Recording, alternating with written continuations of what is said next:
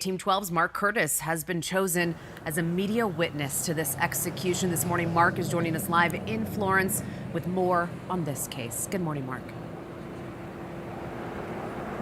Emily, good morning. Yesterday, the Arizona Supreme Court rejected Murray Hooper's final appeal to use DNA and fingerprint evidence, which did not exist in 1980, to re-examine his case. So, barring something unforeseen from the U.S. Supreme Court this morning, Murray Hooper, in just a few hours at 10 a.m., will be put to death. So how did we get here? On New Year's Eve of 1980, a former Phoenix cop, Ed McCall, knocked on Patrick Redmond's door in North Phoenix, identifying himself as a police officer.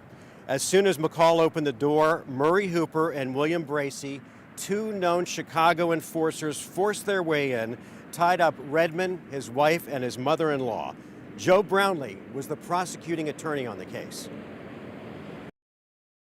Mr. Redmond was shot first, twice in the back of the head, a very typical execution style from Chicago. And Mrs. Phelps was then shot twice in the head. Murray Hooper only had one bullet left, and he shot Mrs. Redmond.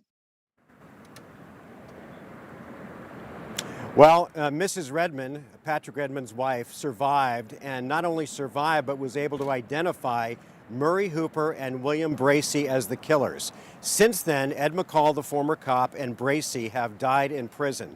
Murray Hooper is the lone survivor, and this morning, in just a few hours, at 10 a.m., barring a last-minute stay of execution, now from the U.S. Supreme Court, will be put to death. A deadly cocktail of drugs will flow into his veins, and he'll become the third Arizona inmate this year to be put to death in Arizona.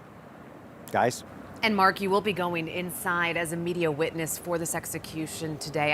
As a journalist, why is it important to be there, do you think? Well, first of all, Emily, I have to tell you, I have this morning and have had a lot of anxiety about this because a few years ago, I traveled to Seattle, Washington, and I watched a woman end her own life. She had terrible cancer in Washington State. Physician-assisted suicide is legal. That was one thing, but it's another to watch someone unwillingly killed. So I have a lot of anxiety about that. However, as a journalist, to answer your question, I think it's our responsibility to take a look and watch the American justice system in action. And if this is Hooper's end, and in the U.S. capital punishment is legal, and in Arizona it's legal, then it's part of our responsibility, I think, as a free press to observe this, to make sure that the folks who administer these death warrants are doing it the right way, and if they don't, to report that. Team 12's Mark Curtis live in Florence this morning, and a media witness for the third execution set to happen this year. More from Mark coming up later today right here on 12 News. Mark, thank you.